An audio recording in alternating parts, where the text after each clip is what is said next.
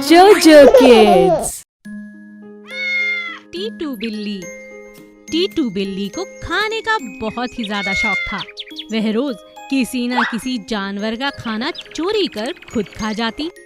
अरे वाह, चोरी करके खाना खाना मुझे सबसे अधिक पसंद है। एक दिन बिल्ली ने कुछ ज्यादा ही खा लिया। इसी कारण उसे बहुत ज्यादा पेट में दर्द होने लगा और उससे नींद भी नहीं आ रही थी। उसे सोने में बहुत परेशानी हो रही थी। शायद मैंने कुछ ज्यादा ही खा लिया। अब मैं क्या करूं? हे भगवान, कल से इतना अधिक नहीं खाऊंगी। अभी तो नींद आ ही जानी चाहिए। टीटू बिल्ली गिड़गिड़ाती रही, लेकिन आखिर उसे अंत में नींद आ ही गई।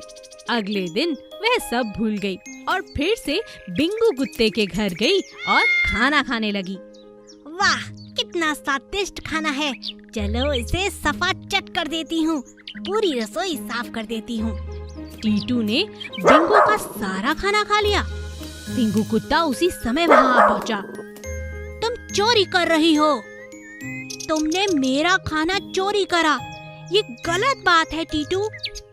कितनी बार जंगल के सभी लोग तुम्हें ये बात समझा चुके हैं कि अपना खाना स्वयं ढूंढो, मगर तुम दूसरों के घर में घुस के उनका खाना खा जाती हो। आज मैं तुम्हें नहीं छोड़ूंगा। बिंगू कुत्ता उसके पीछे भागता है, बिल्ली आगे आगे भागती है। इतना ज्यादा खा लिया, अब तो भागा भी नहीं जा रहा। क्या करूं? टीटू ने भागने की बहुत कोशिश की। वो पूरे जंगल में भागना चाहती थी, पेड़ों पर चढ़ना चाहती थी और कुत्ते से अपनी जान बचाना चाहती थी, मगर ये सब नामुमकिन था क्योंकि वो इतना ज्यादा खाना खा चुकी थी कि उसके लिए भागना असंभव था। लगता है आज तो ये मुझे पकड़कर खा ही जाएगा। कोई मुझे बचाओ, कोई मुझे बचाओ। उसके कई बार मदद मांगने पर भी कोई जानवर उसकी मदद करने नहीं आया, क्योंकि कभी ना कभी सभी के घर में घुसकर उसने खाने की चोरी की थी। आज पता लगा तुम्हें हमेशा चोरी करती हो। अब भागकर बताओ।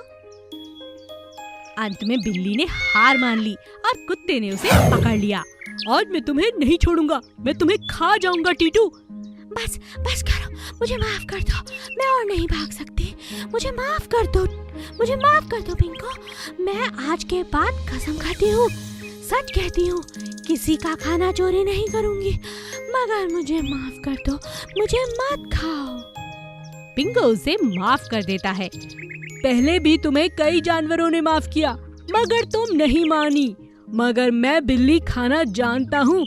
याद रहे, तुम्हें दोबारा चोरी करते देखूंगा तो तुम्हें बिना पूछे सीधा खा जाऊंगा। वादा रहा? वादा, मैं कभी चोरी नहीं करूँगी। वादा। जादुई चींटी। एक बड़े पीपल के पेड़ के नीचे बहुत सी चींटियां रहा करती थीं। वो दिन रात मेहनत करके अपने घर को चलाती थीं। सब लोग मिलकर एक साथ मेहनत करके खूब सारा खाना इकट्ठा करते। उन्होंने अपने घर के एक छोटे से कमरे में बहुत सा खाना इकट्ठा करके रख लिया था। लगता है काफी खाना इकट्ठा हो चुका है। सर्दियाँ बहुत अच्छी निकलेंगी। हाँ, मुझे भी यह लगता है, पर माँ कह रही थी हमें और खाना चाहिए होगा। बरसातों में हम बाहर नहीं निकल पाएंगे। बरसातों में? हाँ, बरसातों में तेज बारिश होती है तो हमारे घर में भी पानी भर जाता है और उस समय तो कहीं जा भी नहीं पाते। अपने आप को बचाना भी तो बहुत मुश्किल हो जाता है।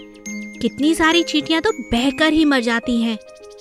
अच्छा, तो हमें इससे बचने के लिए कुछ करना चाहिए, पर हम कुछ नहीं कर पाते। एक दिन चींटी कहीं जा रही थी। उसने देखा कि पेड़ के नीचे एक जादूगर बैठकर जादू का खेल दिखा रहा है। वो भी वहीं बैठकर खेल देखने लगी। देखो बच्चों, मैं इस कबूतर को जादू से गायब कर दूंगा और फिर ये मेरी टोपी में से निकलेगा। हाँ, लगता है जादूगर बड़ा मजेदार है। ये बहुत कुछ कर सकता है। क्यों ना मैं इससे मदद मांगूं? जब खेल खत्म हो गया और जादूगर अपने घर जाने लगा, तभी चींटी उस जादूगर के ऊपर चढ़ गई। जब जादूगर उस चींटी को नीचे गिराने लगा, अरे तुम मेरा पैर क्यों नहीं छोड़ रही हो? क्या तुम मुझसे कुछ बात करना चाहती हो? तो चींटी बोली, हाँ जादूगर जी, मुझे भी आपकी जादुई शक्तियाँ चाहिए। जादुई शक्ति तुम्हें किस लिए चाहिए? बात क्या है? जादूगर जी, जब भी बरसातें होती हैं तो मेरा घर पानी में डूब जाता है और बहुत सी चींटियां मर जाती हैं। मुझे आपसे ऐसी शक्ति चाहिए जिससे मेरी बरसातों में घर न डूबे, हमारे पंख जादुई हो जाएं और हम पानी में न डूब पाएं। तुम्हारी सोच बहुत अच्छी है चींटी, मैं तुम्हारी मदद जरूर करूँगा। जादूगर ने चींटी को एक बड़ी सी टोकरी दी। बरसात में अगर इस टोकरी को पकड़कर 4 चींटियां खड़ी हो जाएं, तो तुम्हारे घर में कभी पानी नहीं आएगा, तुम हमेशा सुरक्षित रहोगी। चींटी उस टोकरी को लेकर अपने घर चली गई। घर जाकर चींटी ने बाकी चींटियों को उसके बारे में बताया। तुम बहुत होशियार हो, हमारे लिए तुम ये जादुई टोकरी ले आई। अरे देखो देखो, बारिश होने वाली है। इस बार बरसात तो हुई, लेकिन 4 चींटियां टोकरी पकड़कर खड़ी हो गईं और घर में बिल्कुल एक बूंद भी पानी नहीं पहुंचा और एक नन्ही चींटी बन गई जादुई चींटी। चील और भेड़िया। एक समय की बात है, 2 दोस्त चील और भेड़िया जंगल में रहते थे। एक दिन दोनों ने पास-पास साथ-साथ रहने का सोचा। हम दोनों कितने अच्छे दोस्त हैं, क्यों ना हम एक दूसरे के पड़ोसी बने? चील ने अपना घोंसला एक पेड़ की डाल पर बना लिया और भेड़िया एक झाड़ के पीछे रहने लगा। यहाँ ठीक है, क्यों चील? हाँ, यहाँ ठीक है। एक दिन चील के पास अपने बच्चों को खिलाने के लिए कुछ भी नहीं था, तो उसने एक छोटे भेड़िए के बच्चे को खा लिया और अपने बच्चों को भी खिला दिया। यह बात जानकर भेड़िए ने चील से कहा, तुमने मुझे धोखा दिया। तुम्हारे कहने पर तुम्हारा पड़ोसी बना था, लेकिन तुमने मेरे ही बच्चे को मार डाला। मुझे अपने बच्चों को खिलाने के लिए कुछ नहीं मिला, इसीलिए मैंने। तुमने बहुत गलत किया, मैं तुम पर भरोसा करता था। अब तुम्हें भगवान इस बात की सजा जरूर देगा। तुम एक अच्छी दोस्त नहीं बन सकी। आज के बाद मैं न तुमसे बात करूंगा और न ही तुम मेरी दोस्त हो। यह कहकर भेड़िया वहाँ से चला गया। कुछ दिनों बाद चील ने एक मरे हुए बकरे को देखा। अरे वाह, इतना बड़ा बकरा! लगता है गांव वालों ने इसे मारा है। क्यों ना एक बड़ा हिस्सा अपने साथ ले जाऊं? ये तो बहुत स्वादिष्ट होगा। चील ने चालाकी से बकरे का एक बड़ा हिस्सा अपने साथ लिया और अपने घर लौट गई। अचानक उसके हाथों में जलन होने लगी। अरे ये क्या? इस मांस के अंदर क्या है? हे भगवान, यह तो अंदर कोयला पड़ा हुआ है। लगता है गांव वालों ने खाना पकाने की कोई नई विधि बनाई होगी। ओह ओह, फेंको इसे, फेंको। लेकिन बहुत देर हो चुकी थी। चील के हाथ जल चुके थे। यह देखकर भेड़िए ने कहा, बहुत अच्छा हुआ, तुम्हें तुम्हारे किए की सजा मिली। बिना सोचे समझे कभी भी किसी का भी भोजन उठा लेती हो, ये उसी की सजा है।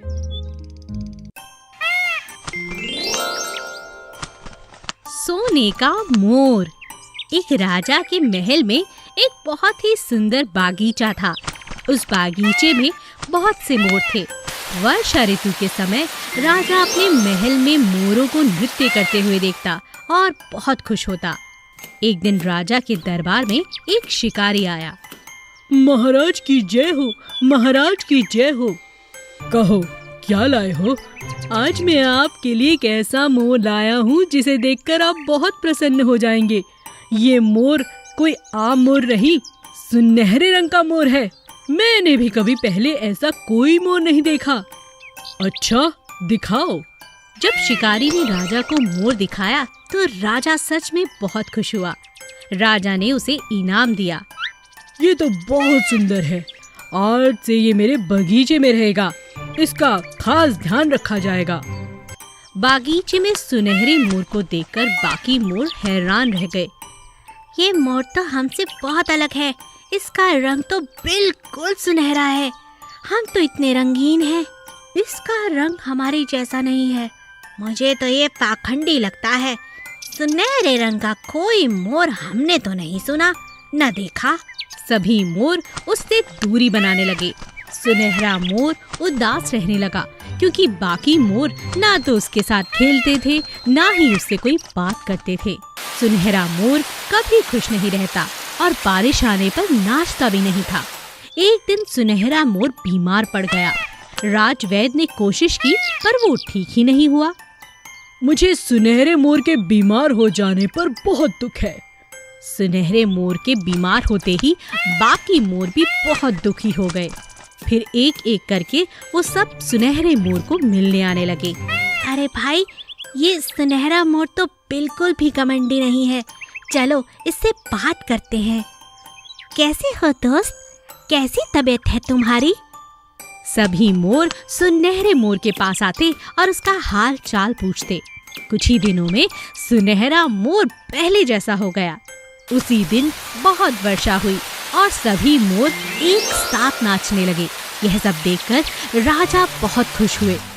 मुझे खुशी है कि मेरा सुनहरा मोर फिर से ठीक हो गया। ये सभी मोर नाचते हुए कितने प्यारे लगते हैं। Please subscribe.